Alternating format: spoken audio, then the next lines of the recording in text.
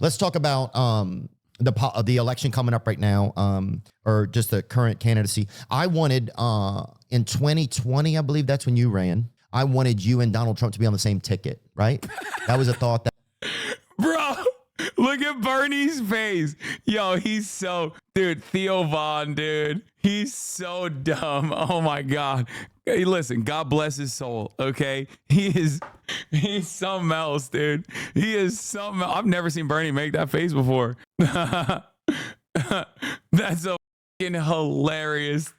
Oh my God. Bro, we ain't got no education in this country. I swear. Oh my God. This is so stupid.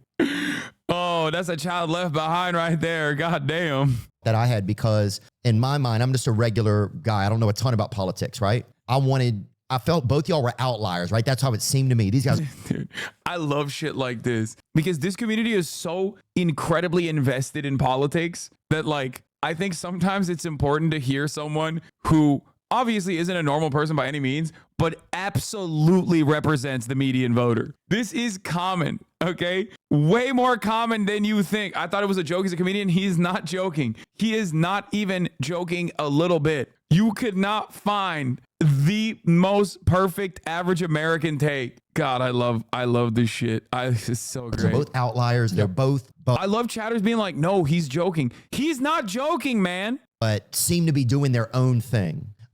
You've been outspoken against Trump, right? Do you think he's not, is he doing his own thing, or is Yes, he is.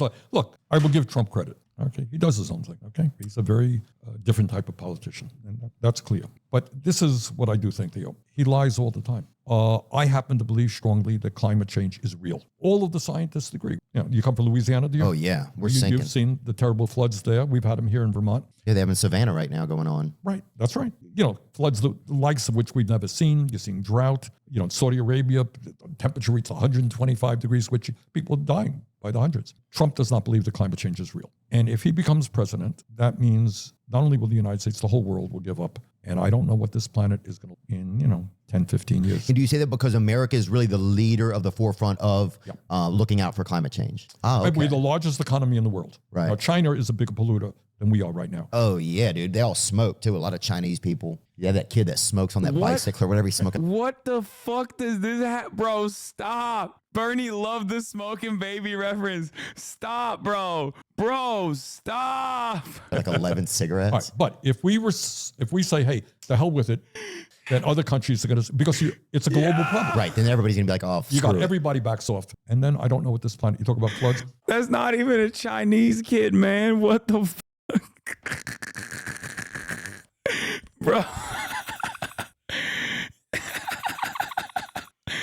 Hey, what kind of Chinese is that kid? It's going to get worse and worse. Heat waves, worse, drought, worse, migrations. There are millions, hundreds of millions of people, little farmers in poor countries. They can't farm anymore. Yeah. Okay. So I disagree with Trump on that. So those are some of the reasons why, I'm strongly against them. Those are important issues, I certainly, And I don't think it's like everybody can have their own thoughts on different issues. And do you see why people like him? I do, because he's very disarming. He gets up there and he says whatever the hell he wants. Yeah. He is not. Yeah, he doesn't seem like he's by the book. That was a thing. He is not by the book. Right. And so that's something the same as you. It's like he's speaking for, it feels like they're speaking for themselves, right? Whether you agree with maybe what they believe what they're saying. And that I think comes through. I think you're right. Clearly to people. I think, he's certainly unusual. Gets up there and he rants and he does his thing, and he's not necessarily, I'm sure his advisors go crazy, but he's not reading, not reading off. He doesn't have 14. Kid Rock is one of his advisors, Hey, look, I love Kid Rock, but Bernie loved that. Yo. Oh my God, getting a fucking guffaw out of Bernie like that, that's nasty work. You hate to see someone else living your dreams like that. You hate to see someone else live your fucking dream, dude. I don't know if every advice of his is the best, but now some of it is, that's for sure, but some of it may not. You're right. And a lot of these politicians have 18 different consultants. You can't use that word. You can't say that. And he's that not makes like it miserable. He's not like that, right? And people find that appealing. I get it. But, again, I don't think you could have a pathological liar or somebody who doesn't believe in women's have the right, women have right to control their bodies. You know, who doesn't believe in climate This is like grandpa with his not very bright, but one of his favorite grandchildren. change? I think that's bad. And by the way, I'm not quite so sure how much he believes in democracy as well. Do you think that Kamala Harris is the best person to run against Donald Trump right now? Well, she is the person, and that's And that won't change probably, huh? Oof. she'll be the Democratic candidate. And you know, I've known. Maybe he is a little bit misogynistic, which makes me love him more, obviously. But like, she is a person. Not my favorite. That's what we got. Maybe if you didn't say America deserved heaven, you'd be Theo right now. That's one of the funniest fucking dumb takes of all time. It's like, yeah, dude, Theo Von hasn't said like a multitude of worse shit than that on every podcast. No, people don't give a shit, dude. Like nobody gives a fuck about things like that. Kamala for a number of years. Not best friends, but I've known her. She was in the Senate for a short period. She's very smart and she's determined. I mean, above and beyond her views on the issues, which I, support most of them, not all. You got to give credit to somebody, a black woman, to move up the ladder. That ain't easy stuff. There's a lot of resistance to that. And she's persistent. She's strong. Damn. You got Theo Von to say that's a good point. And I respect that. And, I think she'll be a good candidate. I was interested that Trump apparently backed out of a debate with her on ABC. I wouldn't, I have debated her, as a matter of fact. She's tough. She's tough. Was there a chance that you were going to get that nominee, or as an independent, can you get then plotted with the Democratic Party and put in? No. Was there even a call about it or anything? No. I ran in 16. I ran against Hillary Clinton, and I ran in 20. Yeah, I remember. And I felt like you didn't get treated fairly, to be honest Well, I with didn't. And that's what happens when you take on the establishment. So Yeah. what happened is we Say won it, the first Bernie. 3 primaries, and then Say it, burn dog. the establishment got very, very nervous, and there were a whole lot of candidates in the Democratic primary. And they said, hey, be a good idea if you all dropped out, let Joe Biden be the one candidate. People rallied around him.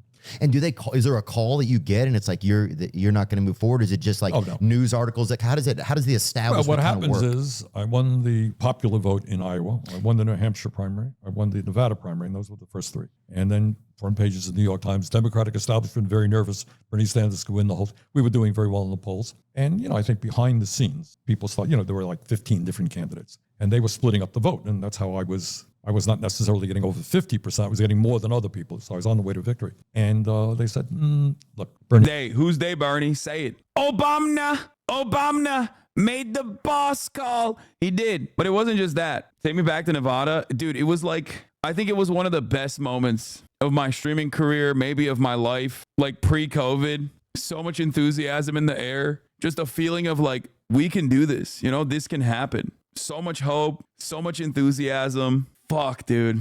We don't want him the candidate, drop out. And then on one day, a lot of people, 1 or 2 days, a lot of people dropped out. It was Joe Biden and me, and Joe had a lot of support, and all these people came behind him, and that's what happened. Let me also say, having said that, Biden is a friend of mine. I think he has done a very good job over the last 3.5 years. And I'm working very hard to see that Kamala is elected our next president. Why does he love Biden so much? It's because he's fucking, I think Joe Biden was nice to him 85 years ago one time, and he just never let that go. Like, I'm not even kidding. Biden literally was like nice to him one time, probably made fun of him behind his back, but like was nice to him to his face one time. And he was just like, this is a good guy. Or because he can't talk ill about him because the establishment will cook him even more. Fuck no. No, that's just hopium. No, Bernie Sanders, unironically, one of my biggest criticisms of Bernie Sanders during the last primary cycle was that he just would not attack Biden. He rarely ripped into Biden when he was running against him. And the reason why was because he kept saying, Biden is my friend, Biden is my friend, Biden is my friend. It's like, bro, he's not your fucking friend,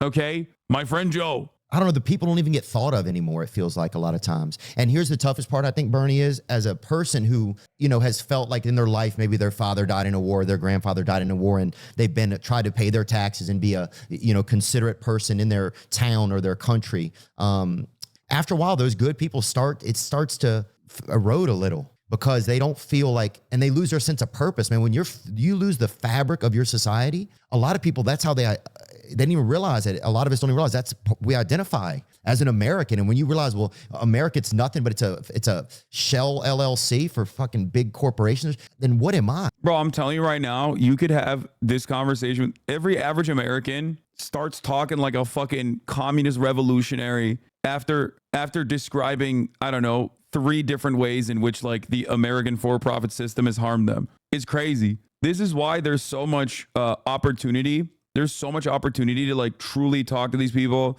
and change their minds. This is the regular dudes in fucking Louisiana, Tennessee, Alabama, like they see this shit too. Problem is the Republicans actually very effectively channel that frustration back to like big pharma is making you gay by giving you vaccines. They're doing gender. And then the liberals are like, oh, shut up, you mountain person. You're stupid. And also better things are not possible. And we can't actually get free healthcare. How dare you talk about, I don't know, fucking reducing the profit margins for major corporations by 1% in an effort to make people's lives better. Like in an effort to make like working class people's lives that work at those corporations' lives better. Theo, I think you said it better than I did. I mean, I agree with you. I think a lot of people are ashamed. They've given up. They're hurting. Yeah, Yeah, that's why it's so important for us chatters not to be annoying shitters and scare normies like Theo away. Thank you. Exactly. That's why I always stress the importance of being fucking normal and not being a theory nerd, not being fucking annoying, not saying shit like, oh, dude, you're sitting on stolen land of America, white supremacist, bloodthirsty, imperialist empire. Like, know the rooms that you're speaking in and know who you're speaking to. That's why you shouldn't have grilled Theo for wanting a Trump Sanders ticket. No, I mean, I'm going to laugh at that. Well, even the radio, like you're saying, it's like you used to have like a newspaper and you read and it meant something. Your community meant something. It used to be that your grandpa worked at the factory and they made the table that you have in your home. And so everything had a story to it. There's some connection. And now it's like we're buying stuff from countries that they're making it. They don't care. We're using it. We don't care. There's no story. Nobody has any like, there's no. He's arriving at like the most spiritual way of describing alienation, which is crazy. Like a Marxist principle. He's describing it very well, but also doing it in a way where it is the most unmaterialist. It's awesome. There's no thread, you know, the thread just gets thin. That's a very profound point you just made. And so how do we get it back, you know? Ain't easy. Yeah. But I think but I think you hit the nail on the head. When will Bernie be on your program? I should figure that out. I should get him.